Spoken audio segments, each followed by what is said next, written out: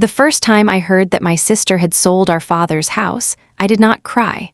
I simply stood in my little kitchen, holding a warm cup of coffee that suddenly felt too heavy for my hands. Outside my apartment in Chicago, the rain tapped softly against the window. It sounded almost like someone knocking, asking to come inside. But the only thing that came into my home that morning was silence. I looked down at my phone again, hoping I had misunderstood the message. The house is sold. Closing is next week. That was all my cousin Denise had written. No explanation, no warning, just one sentence that changed everything. I slowly sat down at the kitchen table where I always paid my bills and read my father's old birthday cards. My heart felt strangely calm, almost too calm. Maybe because the pain was too deep to become tears. I whispered to myself, "Daddy, she really did it." My name is Maya Brooks. I am 48 years old, born and raised in Detroit, Michigan. I am a proud Black American woman, and I have spent most of my life believing that family should always come before money. My father taught me that. He worked hard every single day so my sister and I would never have to wonder where our next meal would come from. He was not a rich man. He drove city buses for more than 30 years. His hands were rough from work, and his back hurt almost every evening, but he still came home smiling. He always found enough energy to ask about our day before talking about his own. Our mother passed away when I was only 15. After that, Daddy became both parents. He learned how to braid my hair, even though the first few times looked funny enough to make both of us laugh. Every Sunday morning, he stood in front of the bathroom mirror with a comb in one hand and a bottle of hair cream in the other. "I'm getting better," he'd say proudly. "You still missed a spot," I would laugh. Those little moments stayed with me longer than any expensive gift ever could. My older sister, Vanessa, was different from me. She had always dreamed of a bigger life, bigger house, bigger paycheck, better neighborhood. She was smart and worked hard, but somewhere along the way, success became the only thing she talked about. Whenever we visited Daddy together, she would look around the old house and sigh. "Dad, you should sell this place," she often said. Daddy would simply smile. "This house isn't just wood and bricks, baby. It's our memories." Vanessa would roll her eyes. "Memories don't pay bills." Daddy never argued. He only changed the subject. I never understood why those conversations made him look so tired afterward. As the years passed, I stayed close to him. Every Saturday, I drove from Chicago to Detroit whenever I could. Sometimes I cooked his favorite baked chicken. Sometimes we watched old baseball games on television. Other times we simply sat on the front porch, drinking sweet tea while the neighborhood children rode their bikes down the street. He never asked for much, just company, just conversation, just family. About a year before he passed away, I noticed he had become quieter. He still smiled, but there was something thoughtful in his eyes. One afternoon, he handed me an old photo album. "Keep this safe for me," he said. I laughed. "You act like you're going somewhere." He smiled gently. "One day we all do." I wanted to ask what he meant, but something told me not to. Instead, I hugged him. I wish I had hugged him longer. Daddy passed away peacefully 8 months later. The church was full. Friends, neighbors, former coworkers, and people I had never even met came to honor the man who had quietly helped so many lives. They told stories about rides home during snowstorms, free meals he secretly paid for, and encouraging words he gave to strangers. Listening to them made me realize something. The richest thing my father ever owned wasn't his house. It was the love people carried for him. After the funeral, Vanessa became unusually busy. She handled phone calls, paperwork, and meetings with lawyers. Every time I asked if she needed help, she smiled politely. "I've got everything under control."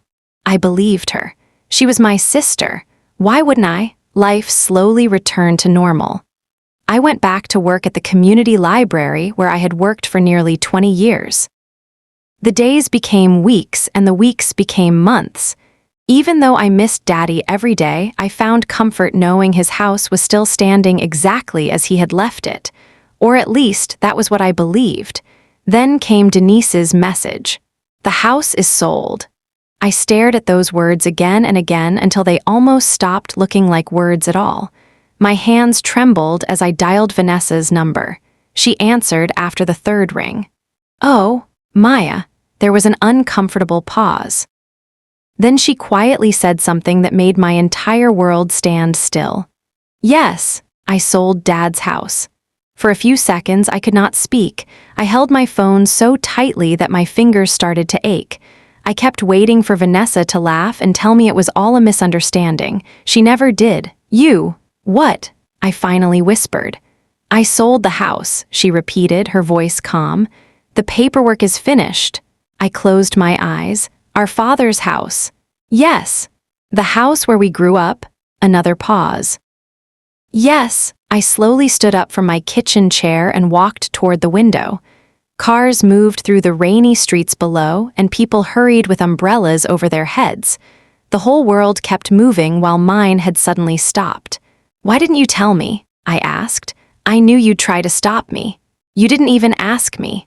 "There wasn't anything to ask." Those words hurt more than I expected. For a moment, I could not recognize the woman on the other end of the phone. She was my sister. The same little girl who used to chase butterflies with me in our backyard. The same sister who held my hand on my first day of elementary school. Somewhere along the way, we had become strangers. "I'll be in Detroit tomorrow," I said quietly. "You don't have to come." I wasn't asking. Before she could answer, I ended the call. The next morning, I left before sunrise. The drive from Chicago to Detroit felt longer than it ever had. Daddy loved road trips. Whenever we traveled together, he filled the car with old soul music and sang every song, even when he forgot half the words. I smiled through my tears as one of his favorite songs played on the radio. For a few miles, it almost felt like he was sitting beside me again. By the time I reached our old neighborhood, the afternoon sun had broken through the clouds. Everything looked familiar. Mrs. Carter was still watering her flowers. The Johnson boys were now grown men mowing their mother's lawn. Children still rode bicycles down the same sidewalks where Vanessa and I had once raced each other. The neighborhood had changed very little. Then I turned onto our street. There it was, Daddy's house. The white paint looked older now, and the porch needed fresh stain, but it was still beautiful to me. Every brick carried a memory. I remembered Daddy teaching me how to ride my first bicycle in that driveway. I remembered Mom planting yellow flowers beside the front steps before she became sick. I remembered family cookouts where laughter filled the backyard until the stars came out. This wasn't just a house, it was our family's history. A black SUV sat in the driveway.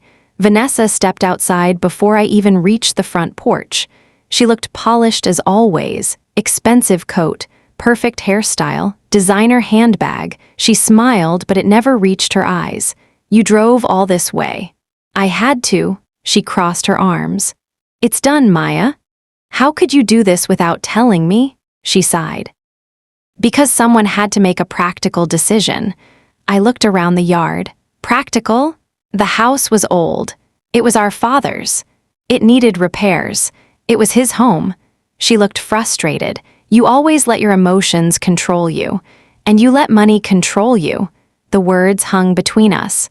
For the first time in years, neither of us spoke. A cold breeze moved through the trees, carrying the familiar smell of fresh-cut grass. It reminded me of Saturday mornings when Daddy would mow the lawn while humming church songs. I swallowed hard. "When did you decide this?" "A few months ago." "A few months?" I stared at her in disbelief. "You've been planning this for months."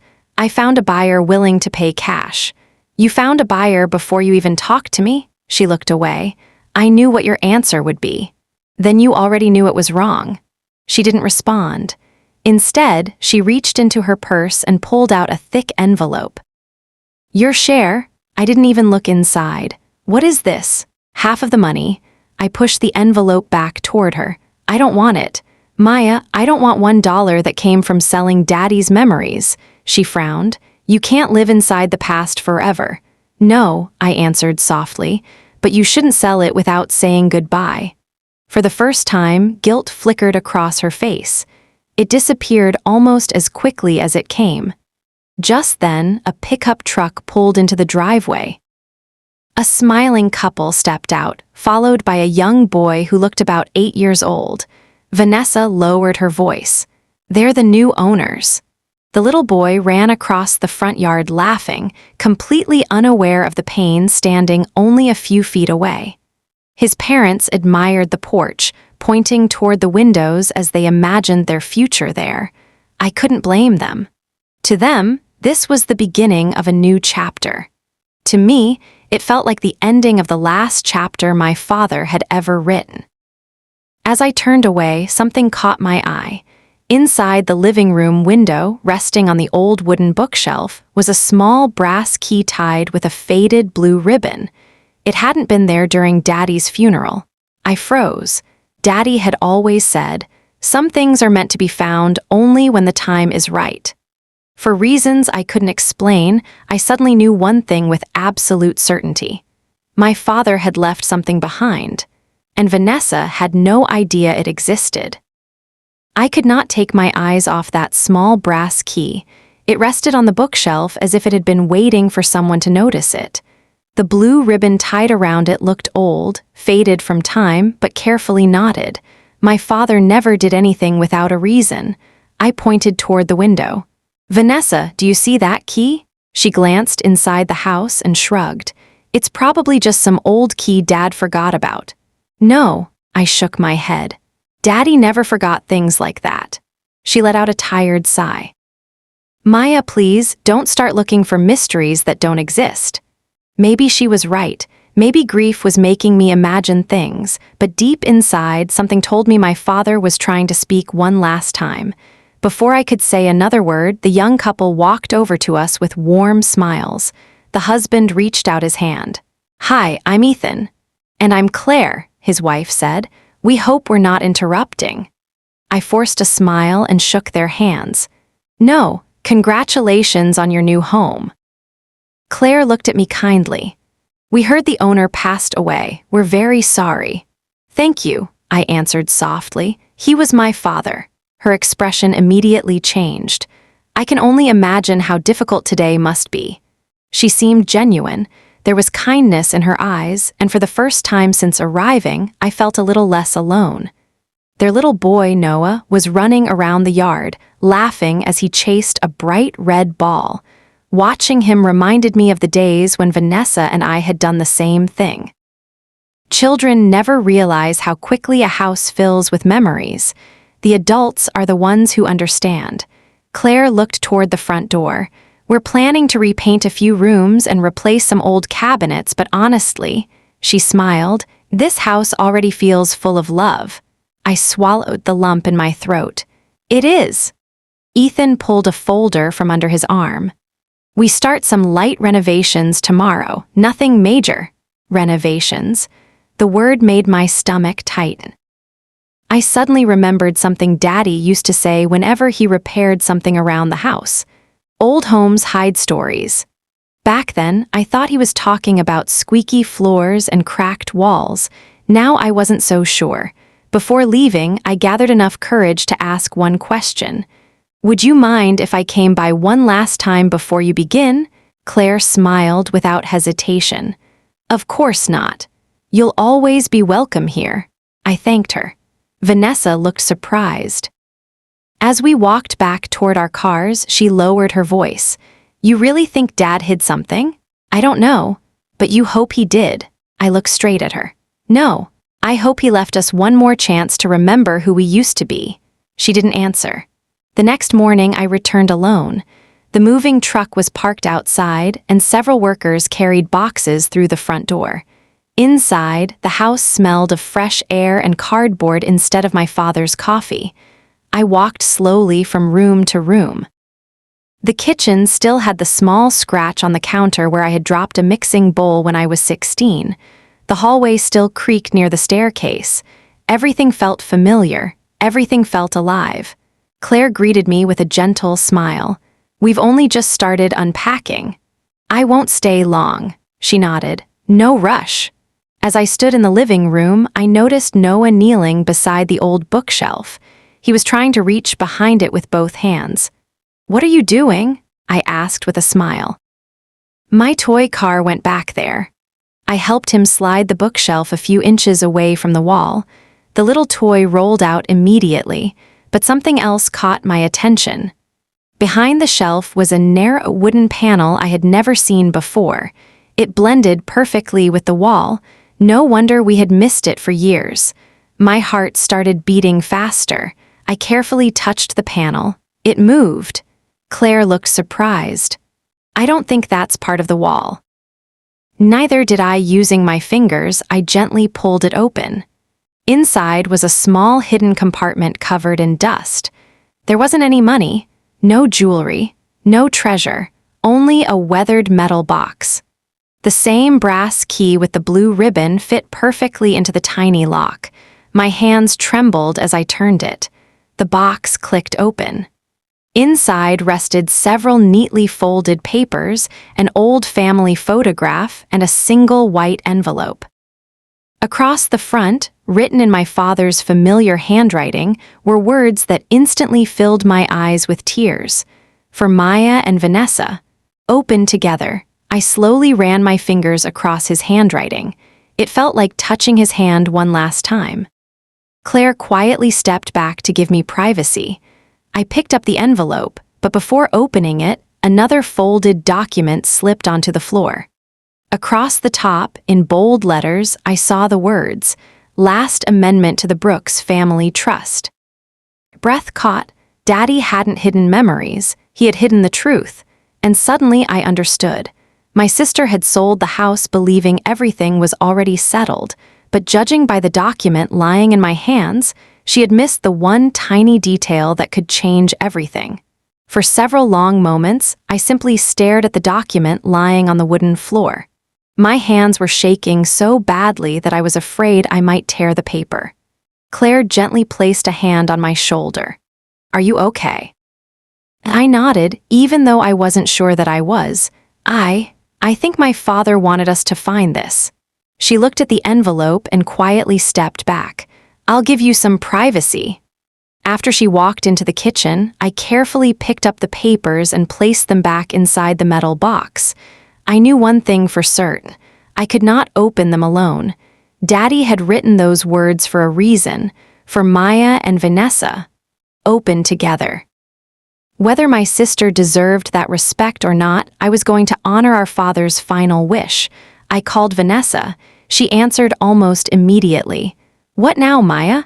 "I found something." There was silence. "What kind of something?"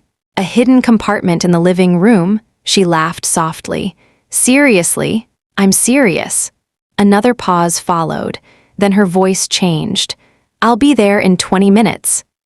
Exactly 23 minutes later, her car pulled into the driveway.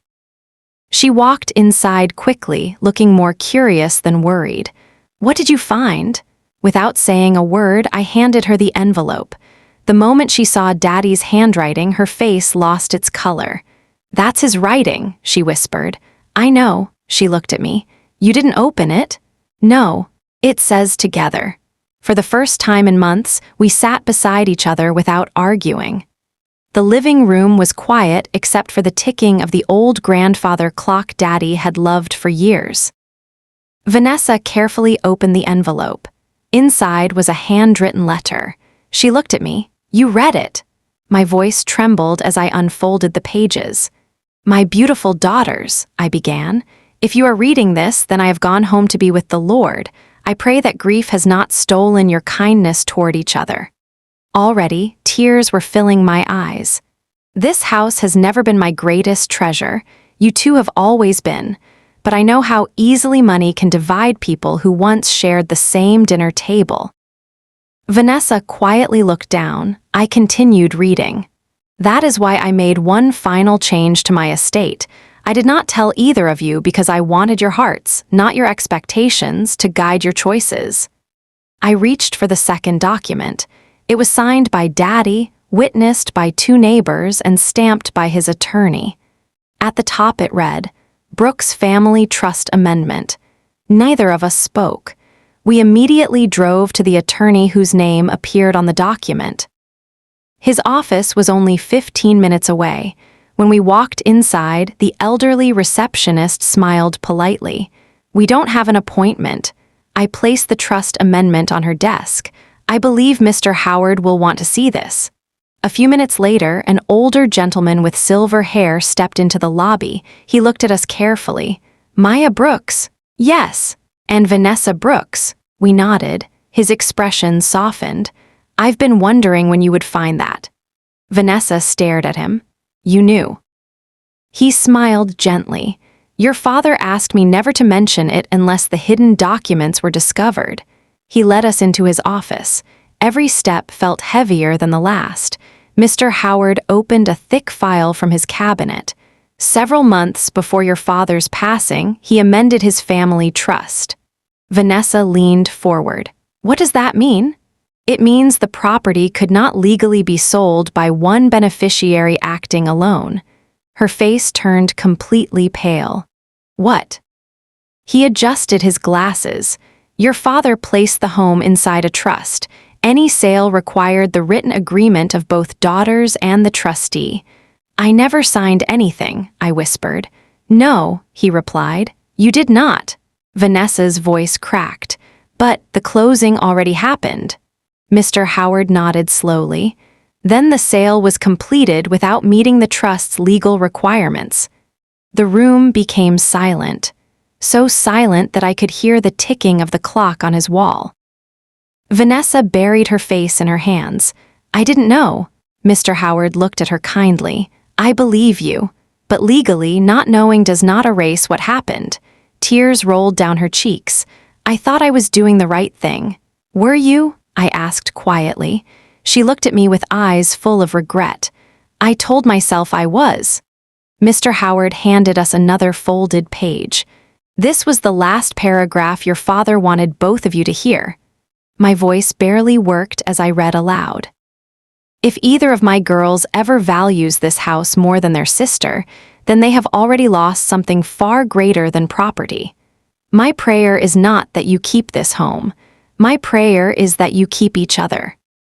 Vanessa began crying harder than I had ever seen. Not because of the trust, not because of the legal mistake, but because, for the first time, she realized she had broken the heart of the one man who had spent his entire life trying to keep his family together. And in that quiet office, surrounded by papers and signatures, my sister finally understood that the greatest thing she had almost lost was not the house, it was us. The ride back from Mr. Howard's office was quieter than any drive my sister and I had ever shared. Neither of us turned on the radio. Neither of us looked at our phones. The only sound inside the car was the steady hum of the tires against the road. Every few minutes, I glanced out the window and thought about Daddy's words. "My prayer is that you keep each other." Those words stayed in my heart. When we pulled into the driveway of our father's house, the afternoon sun was beginning to set. The golden light covered the porch where Daddy used to sit every evening with a glass of sweet tea in his hand. Vanessa didn't get out right away. She kept both hands on the steering wheel. Finally, she whispered, "I'm so sorry." It wasn't the kind of apology people give because they feel embarrassed. It came from somewhere much deeper. "I really thought I was doing what Dad would have wanted." I looked at her. "No, Vanessa." She slowly raised her eyes. "You were doing what you wanted." She nodded. "I know." Tears slipped down her face again. "I spent so many years chasing promotions, bigger paychecks, and nicer things that I forgot what made this family rich." For the first time in a very long time, I reached across the seat and held my sister's hand. It reminded me of when we were little girls walking to school together in Detroit. Back then, we believed nothing could ever separate us. Life had proved us wrong, but maybe love could still prove us right. A few minutes later, Claire and Ethan welcomed us inside. They listened carefully as Mr. Howard explained the situation over the phone. Neither of them became angry. Instead, Ethan surprised us. "I don't want to own a home that was sold under the wrong circumstances," he said gently. Claire nodded beside him.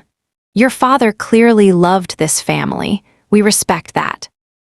Their kindness left all of us speechless. Over the next several weeks, the attorneys worked together to correct everything legally and fairly. Because everyone cooperated honestly, the sale was canceled without years of painful court battles. It wasn't easy. It wasn't quick, but it was the right thing to do. One Saturday morning, Vanessa and I unlocked the front door together. For the first time since Daddy passed away, the house belonged to our family again. Dust covered the furniture and the rooms felt strangely empty. Still, it felt like home. We spent the entire day cleaning. I washed the kitchen windows while Vanessa polished Daddy's old dining table. Around lunchtime, she found one of his faded flannel shirts hanging inside the hallway closet. She held it against her face and quietly cried. "I haven't smelled his aftershave in months," she whispered. I walked over and hugged her. Neither of us said another word. Some moments don't need words. As the weeks passed, we decided not to sell the house. Instead, we turned it into something Daddy would have loved. The downstairs became a neighborhood reading and learning center for children after school. I filled the bookshelves with donated books from my library. Vanessa used her business experience to organize free financial workshops for parents who wanted to build better futures for their families. Together, we named it the Brooks Family House of Hope. A small wooden plaque hung beside the front door. It read, "Kindness is the greatest inheritance." Every afternoon, children filled the rooms with laughter. Parents gathered around the kitchen table drinking coffee.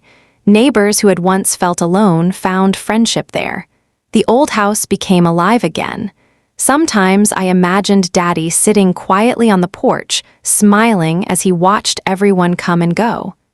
Months later, Vanessa invited me to dinner. As we finished eating, she reached into her purse and handed me a small envelope. Inside was a simple photograph. It showed the three of us standing in front of the house many years ago. Daddy stood between us with one arm around each daughter. Written across the back in his familiar handwriting were words I had somehow never noticed before. "Home is never the building. Home is the people who choose to stay." I smiled through my tears. For so long, I believed this story was about a house. It wasn't. The house was only the beginning. The real story was about forgiveness. About choosing love after disappointment. About remembering that family is not held together by walls, deeds, or money. It is held together by grace. Today, whenever I unlock the front door of the Brooks Family House of Hope, I still think of my father. I remember his gentle smile, his tired hands, his quiet wisdom, and I remember the tiny detail my sister missed. It wasn't just the hidden trust. It wasn't the legal papers. It wasn't even the brass key hidden behind the bookshelf. The smallest detail, the one that changed everything, was the lesson Daddy had been teaching us our entire lives. Money can buy a house. Success can fill a bank account. But only love can make a place feel like home. And if you ever have to choose between protecting your possessions or protecting the people you love, choose the people. Because one day, the house may be gone, the money may be gone, but the love you give your family will become the inheritance that lasts forever.